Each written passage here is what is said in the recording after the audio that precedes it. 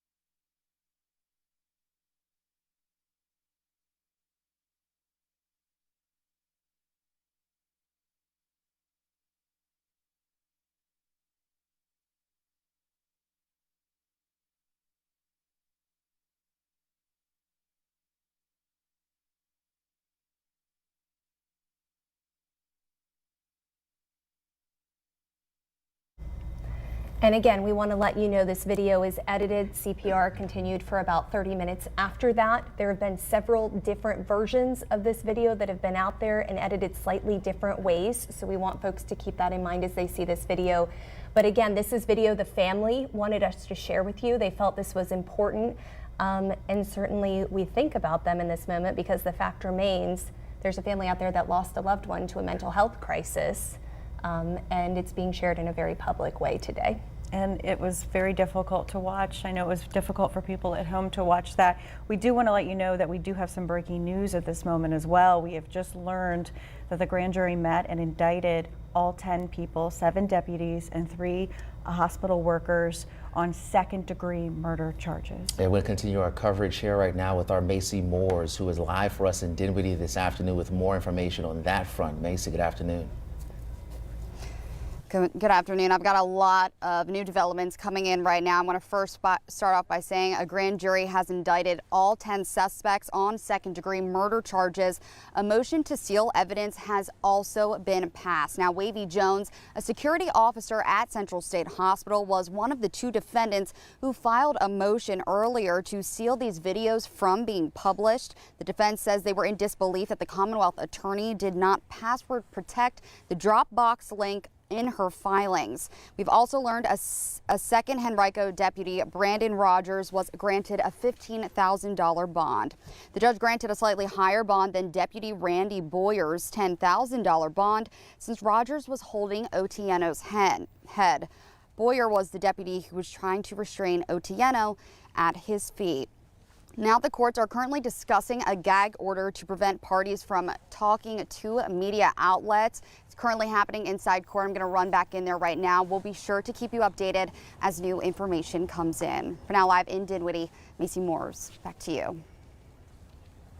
Much following what's happening there in the courtroom in Dinwiddie. We also want to give you guys an update here as far as the statement is concerned from the lawyer representing the family. This is someone you might be familiar with at home, Benjamin Crump. He's been at the center of a lot of these major cases, including George Floyd. He issued a statement earlier as well saying, quote, "It is truly shocking that nearly 3 years after the brutal killing of George Floyd by police, another family is grieving a loved one who allegedly died in nearly the exact same manner, being pinned down by police for 12 agonizing minutes. The family has not yet seen the video, but what has been described to us paints a heinous and inhumane image." Now, this was before the family has since seen the video. And again, like Sarah mentioned earlier, they wanted this video now to be released as well to the public. And we wanted to bring in our legal analyst, Steve Benjamin. He can talk to us a little bit about, now that we've seen this video and the public has seen this video, how to best interpret this information and what it might mean for shaping the case. So let's start with, Steve, your initial reaction after seeing this video. What's going to be legally relevant? Well, I think, first of all, it's important for everybody who has now seen the video or will see the video to understand that perceptions are going to vary. People are going to see what they expect to see. You know, there's been a great lead up, a tremendous amount of information has been put out there characterizing what the video would show. And so there will be a tendency for people's perception to be influenced by what they've been told the video shows. And so people will see, their perception will vary upon what they expect to see, in some instances, what they want to see. And because perceptions can be influenced by so many factors, by what others have told us, by our own empathy for this tragic death, and particularly by the fact that as we watch this video, we're watching it with the knowledge that this young man is dying and dies there as we watch it. And that influences what we're seeing. And so for that reason, I think we're all going to be very, very careful about not characterizing what we see or what our opinion is, but talking to our viewers about what is important for them to be looking for, and reminding everybody about the context in which we're viewing this video. And when you look at this video, and what do you see as a defense attorney? Because we know there was an effort to stop this video from coming out, but the video is now out. And also in recent years, though, in the last 2 years, we've seen more videos like this come out because people are demanding more transparency. So are we in a changing world when it comes to how we see these videos, or why we want to see these videos, and what it means in the defense, in the courtroom, and what happens next? Wow, yeah. You know, what hasn't changed is that we continue to see tragic deaths of people, young people in custody, and in this case undergoing a mental health crisis. What you mentioned, the emergence of video, is vitally important to the trial of these cases. The pre-trial release of video, however, while it's important to inform the public, carries a unique risk of jeopardizing the accuracy and the objectivity and the fairness of the ultimate trial. When we watch the video, bear in mind we're watching it in the context now of 10 indictments for second-degree murder. This is a criminal prosecution.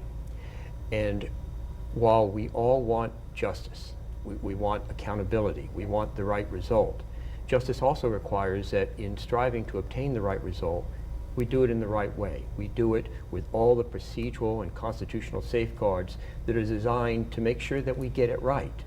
So the risk here is that we are tainting and influencing the potential jury pool. You know, the people who are watching this now are all potential jurors, and one day they will have to decide guilt or innocence based not upon what we're seeing now or what others are saying happened, but upon the evidence that's introduced into that courtroom. That's the risk with the pretrial release of video like this. What also matters, you know, is that this is just a video of what occurred in this particular instance, you know, from one camera's angle. It's not all of the video. We have many edited forms of the video out there, and we have no audio. You know, unlike other videos we've seen, we don't know what people were saying. We don't know what was being said.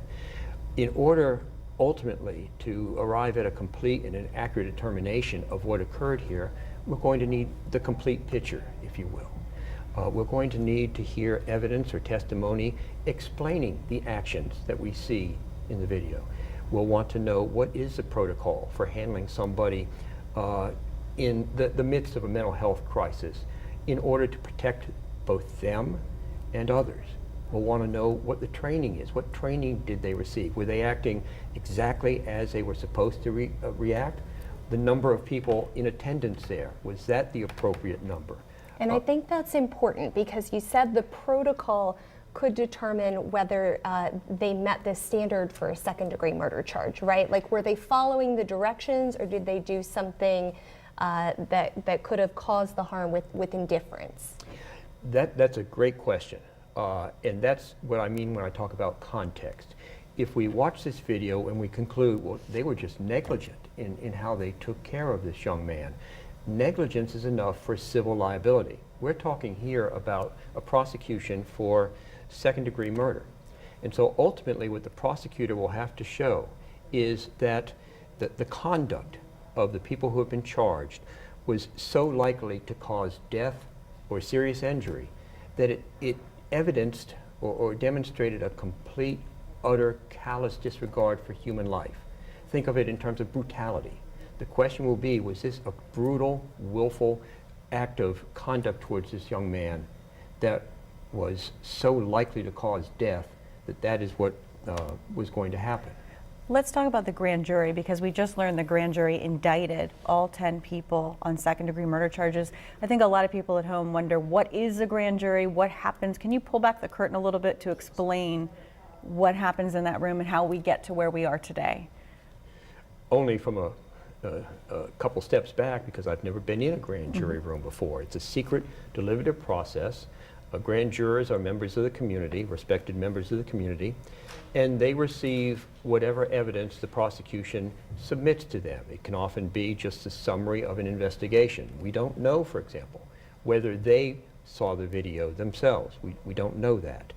And what they're told is they receive an indictment that's already been filled out, and at the end of it, they mark that it's either a true bill or not a true bill. A true bill means that somebody's been indicted. And their legal standard is they have to determine whether there is probable cause. That is a reason to believe that second-degree murder is what should be charged here. It is said that grand juries always indict. Sometimes that's not the case with law enforcement, and that's why prosecutors always prefer to go to a grand jury for a charging decision, because they want to ensure that members of the community made an objective, unbiased, and deliberate determination of whether a law enforcement officer should be charged. But of course, that's not what happened here. Well, why not a manslaughter charge? Obviously, a second-degree murder charge would be a higher threshold to prove. Why not a manslaughter charge in this case? That's a good question. I don't know the answer. Manslaughter, the difference is a matter of degree. A murder charge, second-degree murder, means that the conduct shows an utter and callous disregard for human life, and that the conduct was so likely to cause death or serious injury. But with a manslaughter, all that needs to be shown is that there was a reckless indifference to human life. It's a matter of degree. And so for a manslaughter charge, the question would be, were there acts or omissions that made it not improbable that a serious injury or death would occur? Difference of degree. And now, really quickly, just to follow up, being that there are 10 people involved in this, could some of them potentially have that charge reduced to manslaughter based on the degree of their involvement with the untimely death of Mr. Or even their Otieno? guilt, if there is guilt. Right. You know, that's unknown right now.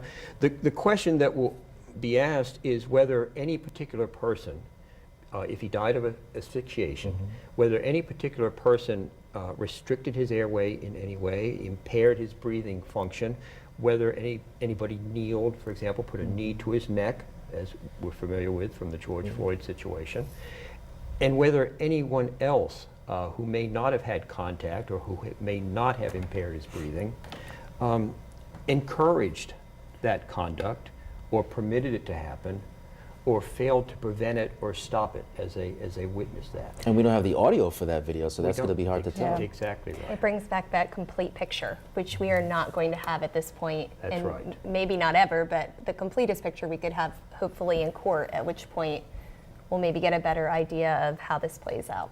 Yeah. It's natural and human for us all to have an opinion of what we have seen, and our perceptions will vary. And speaking of that, a lot of opinions are rolling in right now. We want to let you know, I just received word from Henry Graff that the governor has watched the video, and he has issued a statement, and he says, after watching the video online, my heart grieves for Mr. Otieno and his family at their loss. This is a gut-wrenching reminder that significant changes are needed in our behavioral health system.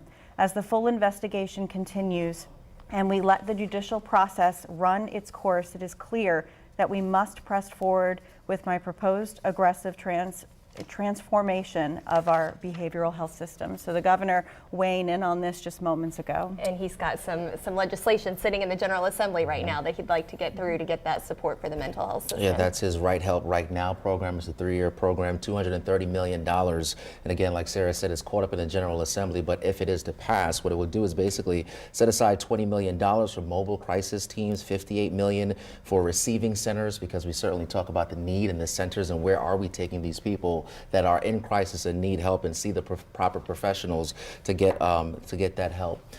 And like, we thank you so much, Steve, for that as well. But as we continue to talk here, there are a lot of people out there who loved Irvo Otieno. We want to take a look at some pictures. We've been talking to his friends and family members and people that have loved him over the course of the last week or so. One of his friends saying that he met him in Bible study. You know, he was a very loyal, loving person that he brought a lot of joy. Irvo and his family he came from Kenya at 4 years old, chasing the American dream. A local guy, right? Loved music. Loved music. Went by Young Bo. A lot of people remember him for his singing. I think his mom said, you know, I still hear his voice.